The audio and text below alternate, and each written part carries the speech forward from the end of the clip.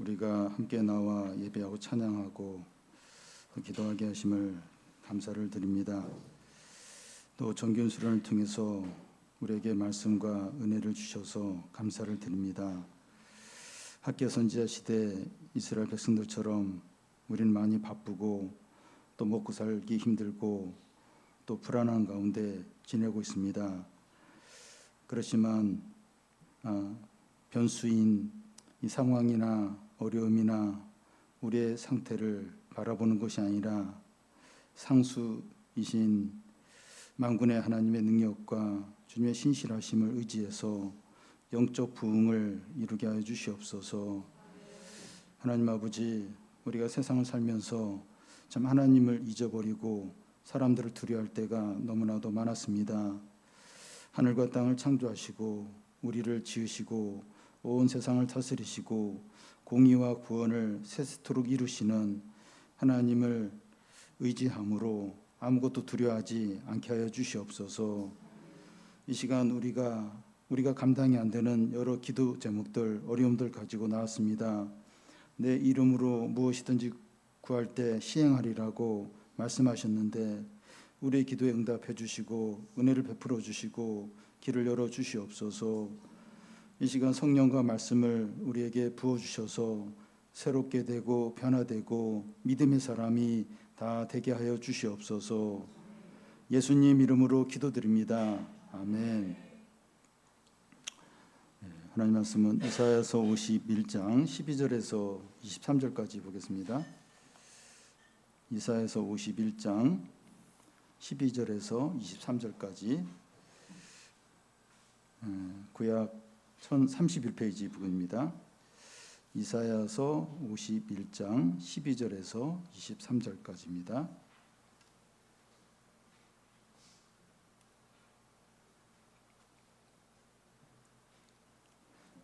한 절씩 교대로 읽겠습니다.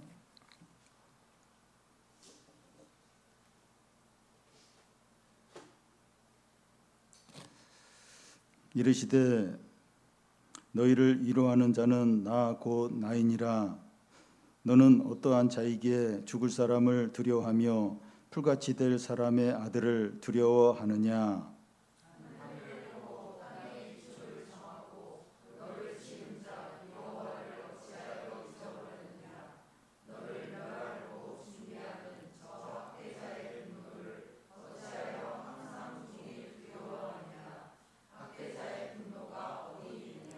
결박한 포로가 속히 놓일 것이니 죽지도 아니할 것이요 구덩이로 내려가지도 아니할 것이며 그의 양식이 부족하지도 아니하리라.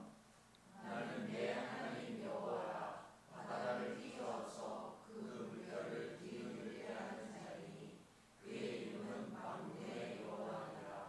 내가 내 말을 내 입에 두고 내 손 그늘로 너를 덮었나니 이는 내가 하늘을 펴며 땅의 기초를 정하여 시온에게 이르기를 너는 내 백성이라 말하기 위함이니라. 여호와의 손에서 그의 분노의 잔을 마신 예루살렘이여 깨지어다 깨지어다 일어설지어다. 내가 이미 이르려던 시기라는 큰 잔을 마셔 다 비웠도다. 내가 낳은 모든 아들 중에 너를 인도할 자가 없고 내가 양육한 모든 아들 중에서 그 손으로 너를 이끌 자도 없도다.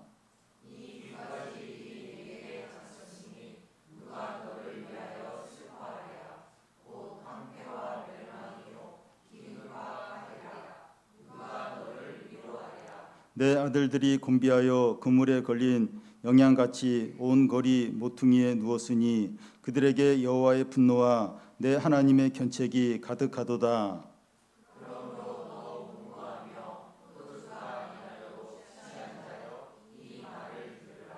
내 주 여호와 그의 백성의 억울함을 풀어주시는 내 하나님이 이같이 말씀하시되 보라 내가 비틀거림 찌개 한 잔 곧 나의 분노의 큰 잔을 내 손에서 거두어서 내가 다시 마시지 못하게 하고 그 잔을 너를 괴롭게 하던 자들의 손에 두리라.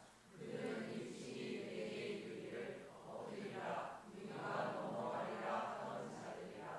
너를 넘어가려는 그들에게 내가 내 허리를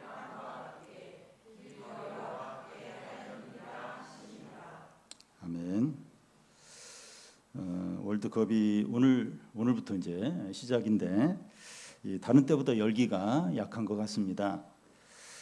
4년 전 카타르 월드컵에서 우리 한국 대표팀이 16강까지 올라가면서 선전했습니다. 그때 유행어가 있었는데 중꺾마입니다. 중요한 것은 꺾이지 않은 마음이라는 겁니다. 왜 이런 말이 유행했는가 하면 그만큼 상대는 강하고 우리 팀은 약하고 매 경기마다 너무 힘들게 경기를 했기 때문입니다.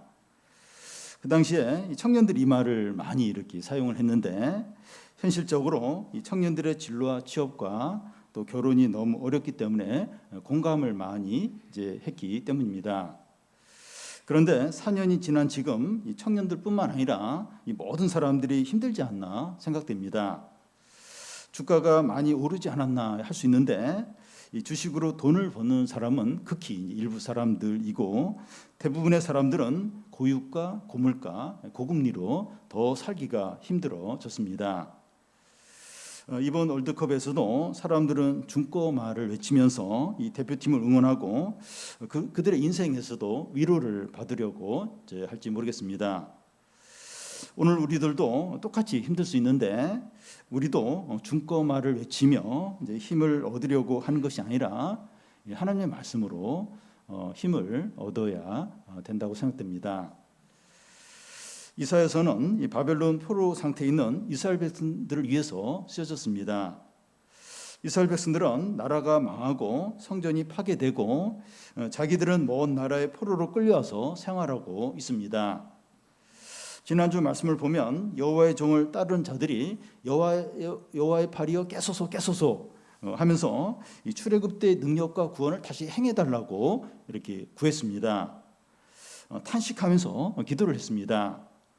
오늘 말씀은 이 탄식 기도에 대한 여호와의 응답입니다.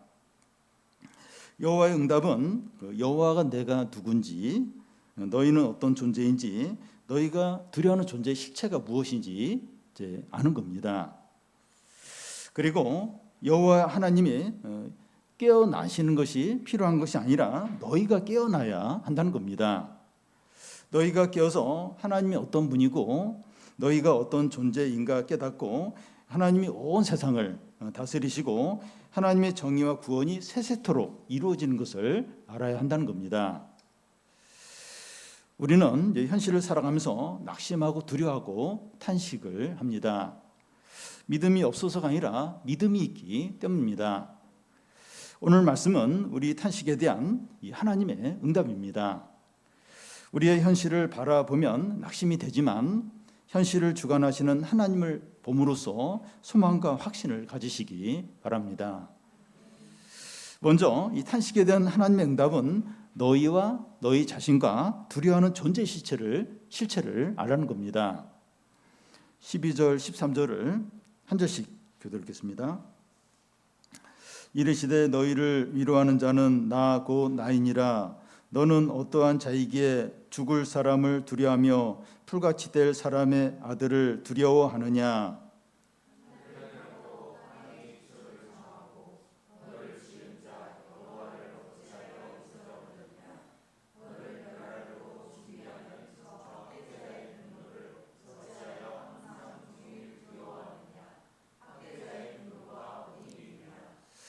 고난과 절망과 슬픔 가운데 있는 사람에게 필요한 것은 위로와 어려움이 해결이 되는 겁니다. 사람은 다른 사람을 위로해 줄 수 있지만 어려움을 이렇게 다 해결해 주는 것은 어렵습니다. 그런데 하나님 두 가지를 다 하실 수 있습니다. 하나님은 너희를 위로하는 자 나 곧 나이니라 이렇게 하시면서 나를 두 번이나 반복하면서 강조하십니다. 다른 것을 찾지 말라는 거예요. 너희를 위로하고 구원할 자 나 곧 바로 나라는 겁니다. 하나님은 어떤 분이시길래 진정한 해답과 구원이 되십니까? 13절 앞에 보면 하늘을 펴고 땅의 기초를 정하고 너를 지은 여호와이기 때문입니다. 하나님이 온 세상 만물을 창조하시고 우리 자신을 지으셨다면 세상과 우리에게 일어나는 모든 문제의 답과 구원이 됩니다. 이 제미나이와 같은 AI에서 이제 문제가 생기면 그것을 만든 기술자가 제일 잘 해결할 수 있는 것과 같습니다. 포로 가운데 이스라엘 백성의 문제가 무엇인가 하면 창조자이신 여호와 하나님을 잊어버린 겁니다. 하늘을 펴고 땅의 기초를 정하고 너를 지은 여호와를 어찌하여 잊어버렸느냐? 하나님을 잊어버린 것이 이스라엘 백성의 진정한 문제라는 겁니다. 신자들의 모든 문제는 여기서부터 시작이 돼요. 뭘 이렇게 죄를 짓고 뭘 이렇게 어떤 나쁜 짓을 하고, 이건 이제 두 번째고, 이제 하나님을 잊어버리면서 여기서부터 신자의 모든 어떤 문제들이 시작이 됩니다. 하나님을 잊어버리니까 사람들을 두려워하는 겁니다. 12절 중간을 보면 죽을 사람을 두려워하며 풀같이 될 사람의 아들을 두려워하느냐, 이 사람의 실체가 무엇인지 이제 말하는데 죽을 사람이고 풀같이 될 사람인 겁니다. 하늘과 땅을 창조하시고 사람을 지으시고 모든 것을 영원히 다스리는 하나님을 잊어버리면 죽고 풀과 같이 시들어버린 사람을 두려워한다는 겁니다. 여러분, 우리의 신앙 상태가 어떠한지 바로 알 수 있는 것 중에 하나가 사람을 두려워하는가 하는 걸 보면 알 수 있습니다. 사람을 너무 의식하고 매여 있지 않느냐 하는 거예요. 그러니까 뭐 매번 이제 그렇진 않더라도 어느 때 너무 사람을 막 너무 의식을 많이 너무 매여 있는 거예요. 너무 사람을 두려워하면서 막 이럴 때가 있습니다. 그러면 하나님을 잊어버린 거예요. 하나님을 이렇게 너무 작게 여기는 겁니다. 그러면 이제 사람이 너무 크게 느껴지고 사람을 너무 두려워하게 되고 사람에게 너무나 매게 되는 거죠. 그런데 현실 가운데서 너무 강하고 악한 사람이 있을 때 두려워하지 않을 수 있느냐 하는 겁니다. 그러니까 이렇게 만만하고 내가 감당이 될 만한 사람이 아니라 너무 강해요. 너무 또 못됐어요. 그리고 내 문제를 막 좌지우지할 그런 사람이 있을 때 두려워하지 않을 수 있느냐 하는 겁니다. 13절 중간을 보면 너를 멸하려고 준비한 저 학대자의 분노를 말하는데, 이 바벨론이 이스라엘 백성들에게 그런 이제 존재입니다. 강하고 악한 자들이 이스라엘 백성들을 실제로 지배하고 영향을 주는 겁니다. 예를 들어서 학교에서 친구들이 이렇게 무리를 지어서 한 학생을 이제 왕따를 시키는 거예요. 뭐 SNS로 막 이래가지고 막 이렇게 악성 댓글 막 달고 막 그렇게 이제 실제로 이제 괴롭히는 겁니다. 직장에서 위 상관이 사사건건 지적을 그렇게 무시를 하는 거예요. 사람들 앞에서 공개적으로 막 창피를 주고 이제 이렇게 할 때 어떻게 두려워하지 않을 수 있습니까? 이게 현실 가운데서 힘 있는 자들이 막 그렇게 괴롭히고 막 이럴 때 어떻게 두려워하지 않을 수 있습니까?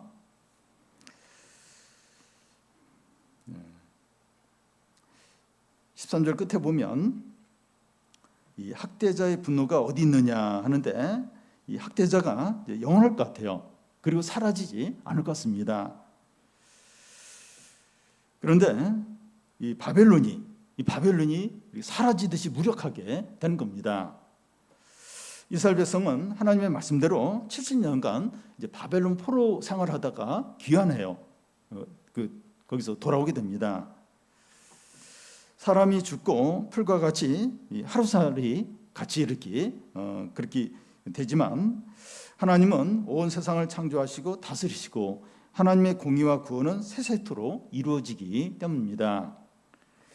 우리가 현실 가운데서 사람들을 두려워하지 않는 이유는 이 세상의 주관자가 있기 때문입니다. 이게 하나님이죠. 하나님이 세상을 주관하기 때문에 우리가 사람들을 두려워하지 않는 거죠. 언제나 어떤 상황에서나 이 세상의 주관자이신 하나님을 의지해서 아무것도 두려워하지 마시기 바랍니다. 그러면 하나님이 실제로 현실을 주관하시느냐 하는 겁니다. 14절을 같이 한번 읽겠습니다. 결박된 포로가 속히 놓일 것이니 죽지도 아니할 것이요 구덩이로 내려가지 아니할 것이며 그의 양식이 부족하지도 아니하리라. 이 우크라이나와 러시아가 아직도 전쟁 중인데, 이 우크라이나에는 러시아 이제 포로들이 수천 명이 된다고 합니다. 러시아에도 우크라이나 포로들이 이제 비슷한 이제 숫자가 이제 있습니다. 물론 이 포로들은 국제법의 보호를 받고 전쟁이 끝나면 다 이제 본국으로 돌아가게 됩니다. 그렇지만 아직 전쟁 중이기 때문에 포로들의 생명과 안전과 복지는 전적으로 상대 국가에 달려 있습니다. 이스라엘 백성들은 바벨론의 포로 생활을 하고 있는데 그 당시 뭐 국제법으로 보호되고 이런 게 없었어요. 그래서 이스라엘 백성들의 생명과 안전과 복지는 전적으로 바벨론에 달려 있습니다. 학살을 당할 수도 있고 압제를 당할 수도 있고 굶주릴 수도 있습니다. 그런데 하나님께서 바벨론을 주관하셔서 하나님이 정한 때 포로에서 해방되게 하시고 죽지 않게 보호해 주시고 비참한 상황에 처하지 않게 하시고 양식을 충분히 주어서 먹게 하시는 겁니다. 어렵고 너무 힘든데 죽을 정도는 아니고 견딜만 한 거예요. 하나님이 현실을 주관하시기 때문입니다. 저희 가정이 가장 힘들었던 때를 이렇게 생각을 해보니까 아들이 이제 항암 치료 받는 6개월 정도 기간이었던 것 같아요.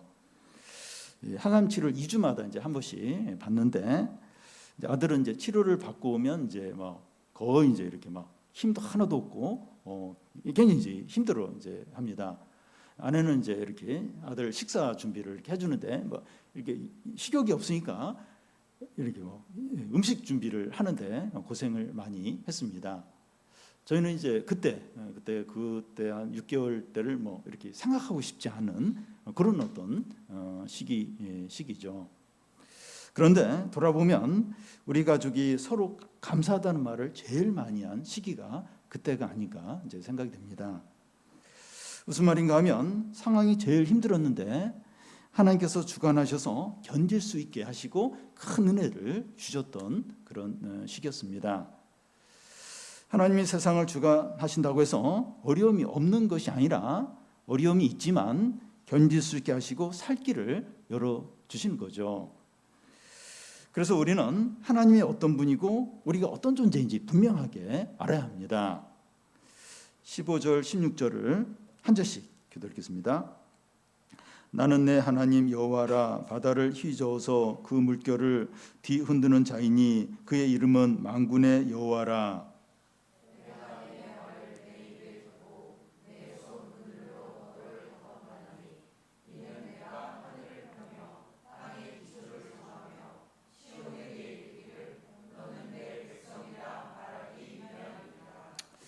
여호와 하나님이 이스라엘 백성들에게 자기는 어떤 분인지 이렇게 낼 때마다 출애굽 때 하나님을 이렇게 이야기 이제 하는 겁니다. 여기서도 그렇게 하시는데 바다를 휘저어 그 물결을 뒤흔다고 하는 것은 홍해를 갈라서 이스라엘 백성들을 건너게 하신 그 일을 가리킵니다. 그리고 내 손을 그들로 이제 덮었다고 하는 것은 출애굽 후에 이스라엘 백성들이 광야 40년을 이렇게 돌게 되는데 그 구름 기둥이 이제 이스라엘 백성들을 이렇게 위에서 이제 덮어서 그늘을 지게 한 것을 이제 가리킵니다. 그 이름이 만군의 여호와라는 거죠. 이분이 바로 너희 하나님 여호와라는 겁니다. 여기서 이제 제일 중요한 말이 뭔가 하면 16절 끝에 있는 너는 내 백성이다. 너는 내 백성이다. 너희는 내 소유고 나에게 속해 있다는 겁니다. 어디에 속해 있느냐 하는 것이 아주 중요해요.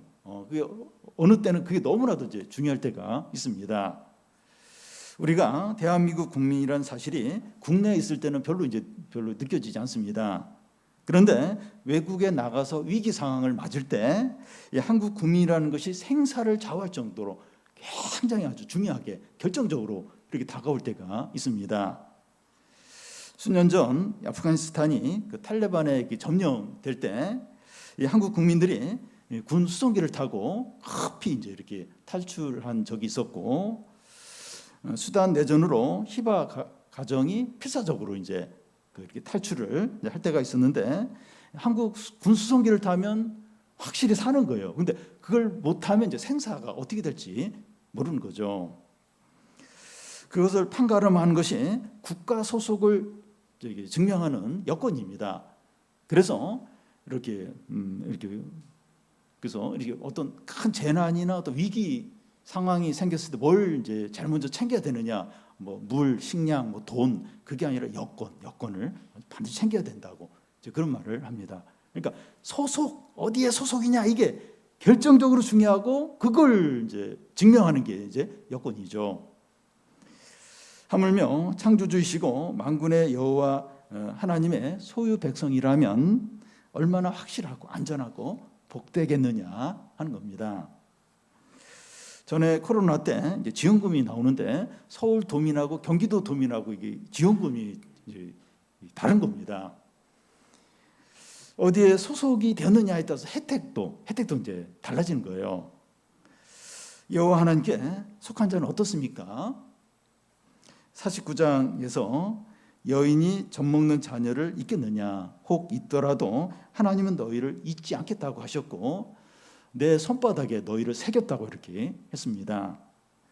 복음서에서는 너희의 머리털까지 세신 바 되었다고 하는데 무슨 말인가 하면 하나님이 허락하지 않으면 머리카락 하나 건들지 못한다는 거죠. 악한 자가 너희 머리카락 하나 뽑지 못한다는 겁니다. 로마서 8장에서 사망이나 생명이나 높음이나 깊음이나 다른 어떤 피조물이라도 우리를 우리 주 그리스도 예수 안에 있는 하나님의 사랑에서 끊을 수 없다고 말씀합니다. 하나님이 내 백성이라고 하는 자들이야. 우리는 하나님이 내 백성이다 하는 자들이 바로 우리들입니다. 하나님은 우리 하나님이시고 우리는 그의 백성입니다. 우리가 얼마나 안전하고 복되고 존귀한 자들인지 모릅니다. 우리가 어떤 자인지 아는 것이 얼마나 중요한지 몰라요. 신자는 자기가 하나님 앞에서 어떤 자인지 분명히 알면 대부분의 어려움들을 다 감당을 해요. 웬만한 시험이나 어떤 유혹이나 이런 걸 다 감당하고 이기게 됩니다. 그래서 내가 어떤 자인가, 하나님 앞에 어떤 자인가 이걸 항상 기억을, 특히 제일 어려울 때, 제일 힘들 때 다른 거 생각하지 말고 하나님 앞에서 내가 어떤 자인가, 내가 하나님의 백성이다 이걸 분명히 깨달으면 어떤 어려움, 힘든 일들 다 감당이 돼요. 다 이기게 됩니다. 다음은 이스라엘 백성이 깨어나야 한다는 겁니다. 17절에서 20절까지 한 절씩 교대로 읽겠습니다. 여호와의 손에서 그의 분노의 잔을 마신 예루살렘이여 깰지어다 일어설지어다 내가 이미 비틀거림치게 하는 큰 잔을 마셔 다 비웠도다.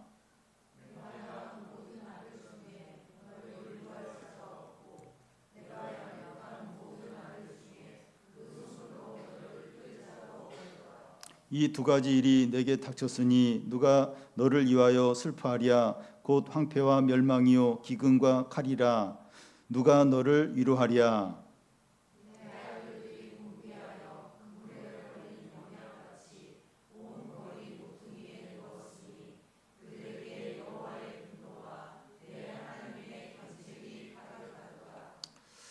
이 고통이나 슬픔이 너무 클 때 한동안은 아무 일도 못하고 거기에 빠져서 지내게 됩니다. 요즘 공장에서 화재나 폭발 사고로 사망하는 사람들이 이렇게 뉴스에 계속 보도가 됩니다. 가족들은 갑작스럽게 당하는 비보로 오랫동안 슬픔과 고통 가운데 헤어나오지 못하고 아무 일도 못하게 됩니다. 이스라엘 백성들은 바벨론에 망해서 많은 동족들이 칼에 죽고 포로로 끌려가고 집들은 불타고 성전은 파괴가 되었습니다. 그들은 그 고통과 슬픔과 절망에서 헤어나오지 못하고 있어요. 시간이 지난데도 그 어떤 슬픔, 어떤 절망에서 계속 이제 빠져 있는 겁니다.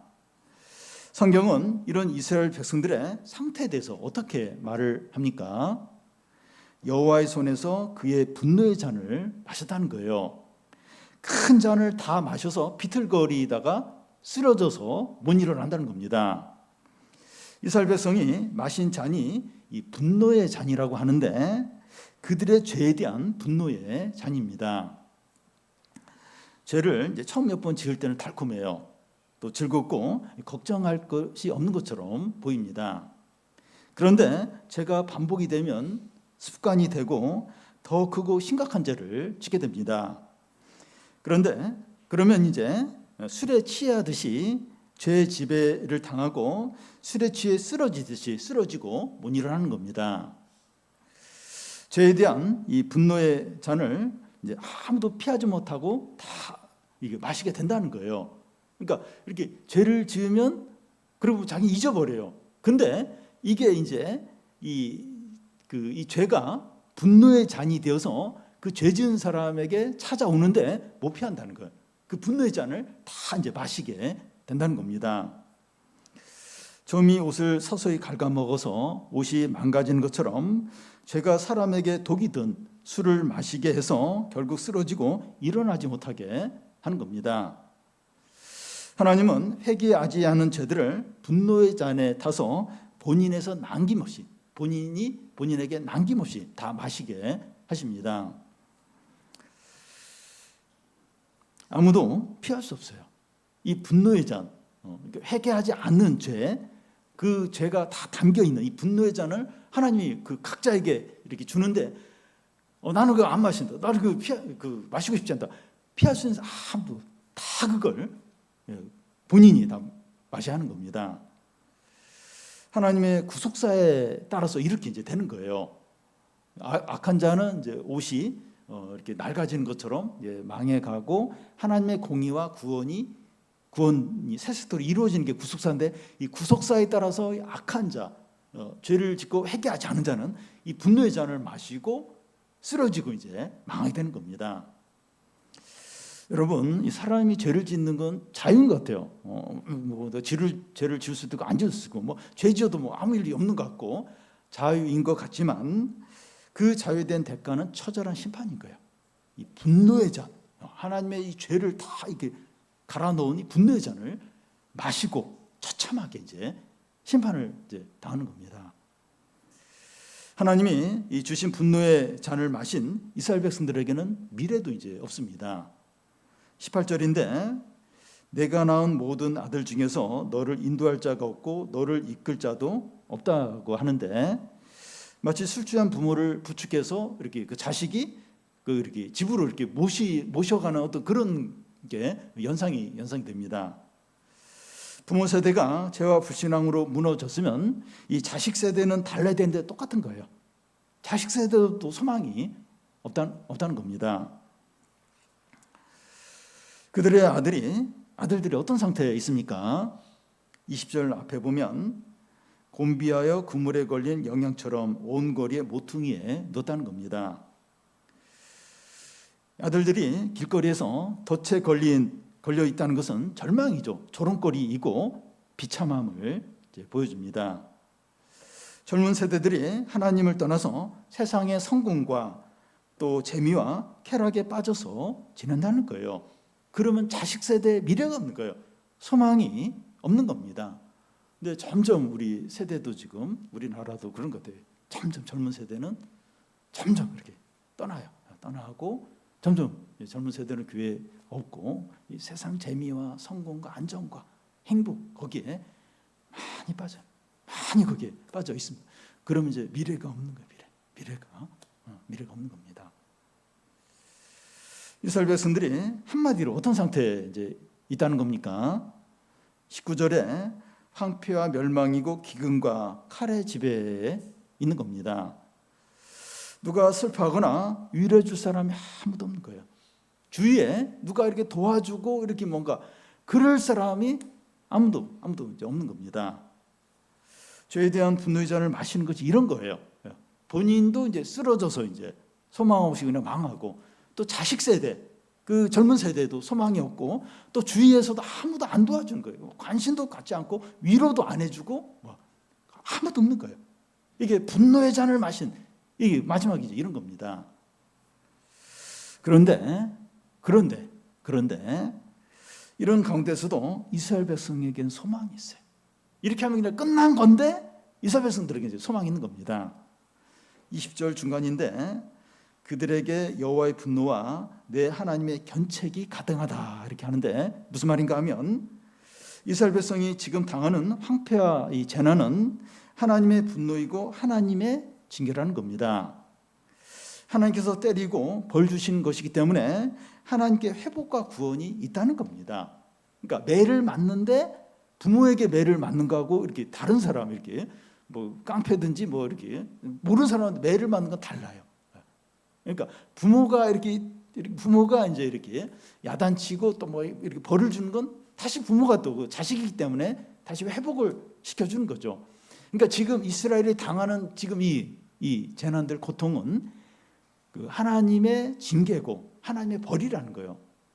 다시 말해서 이스라엘 백성들이 하나님께 돌아오기만 하면 소망이 있다는 거죠.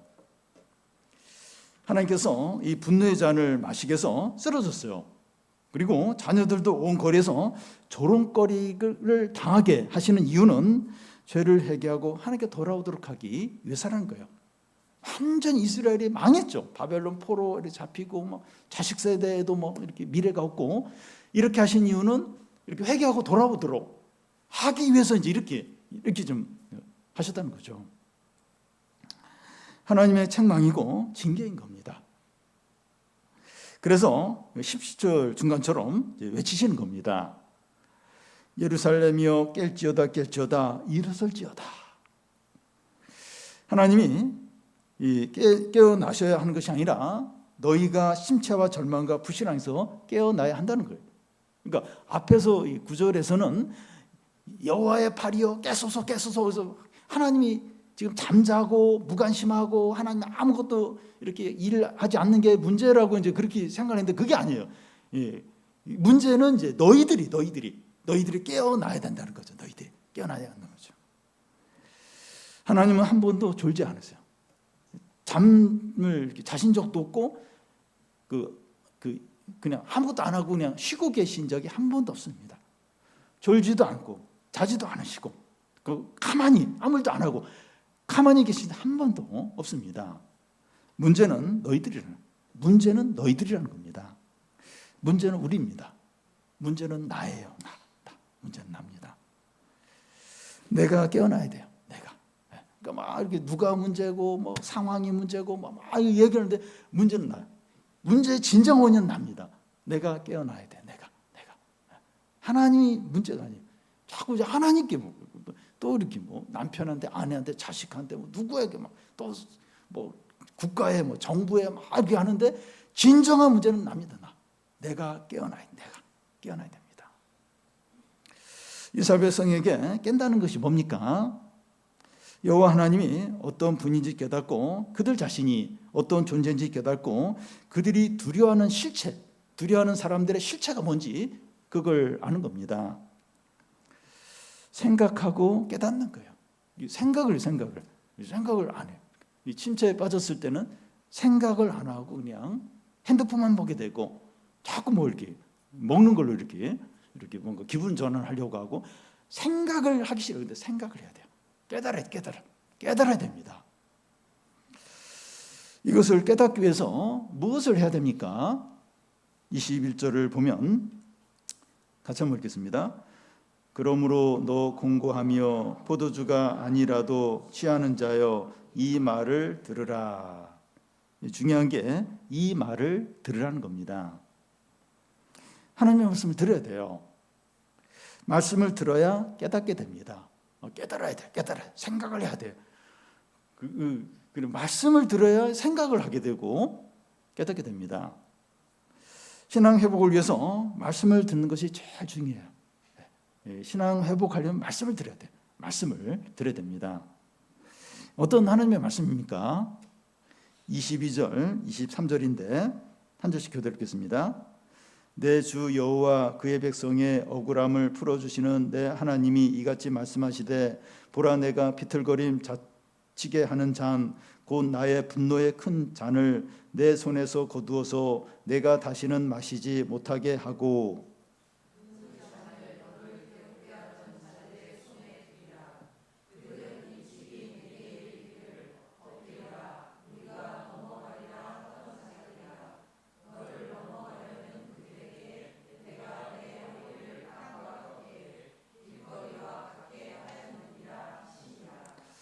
이스라엘 백성들에게 더 이상 분노의 잔을 이렇게 마시게 하지 않고 그들을 괴롭게 하던 자들 그들에게 대신 이제 마시게 한다는 겁니다.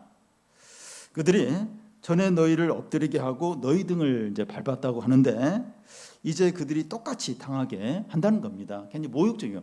다 이렇게 땅에 엎드리게 하는 거예요. 그리고 나서 그 등을 지근지근 밟은 거예요.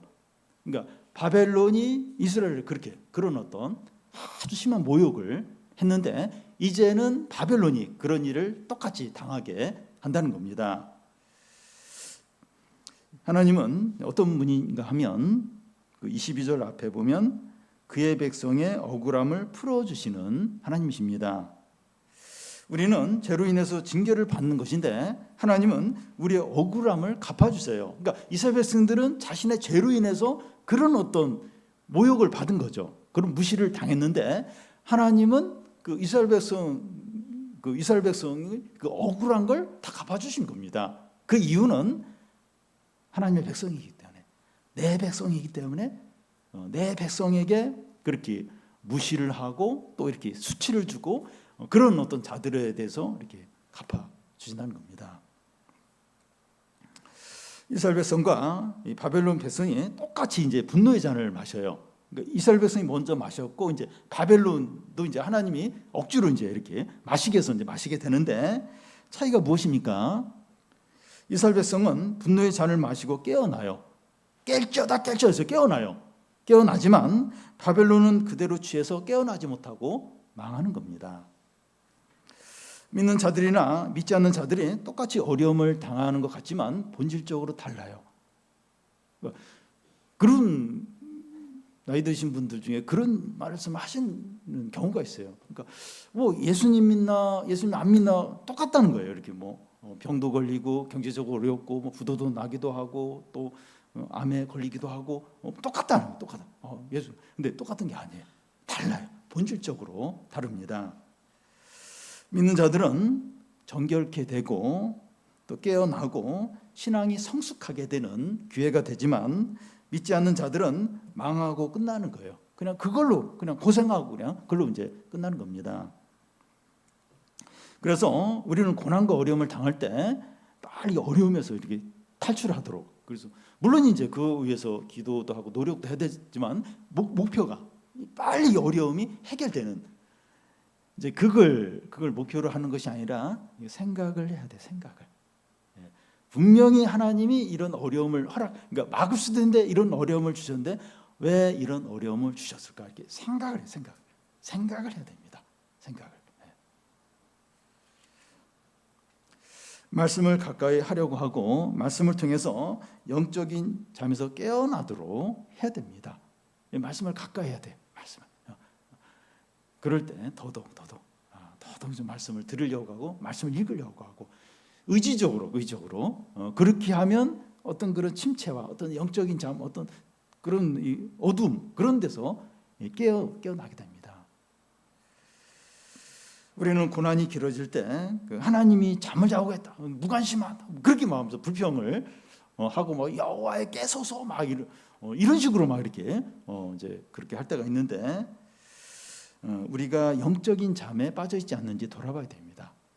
돌아보고 우리가 얼마나 존귀한 자인지 얼마나 복된 자인지 하는 걸 생각하고 영적으로 다 회복되고 하나님께 돌아오고 또 신앙이 다 살아나는 성도들이 되시기 바랍니다. 우리 좀 찬양하고 좀 기도하겠습니다. 하늘 위에 주님밖에 없네.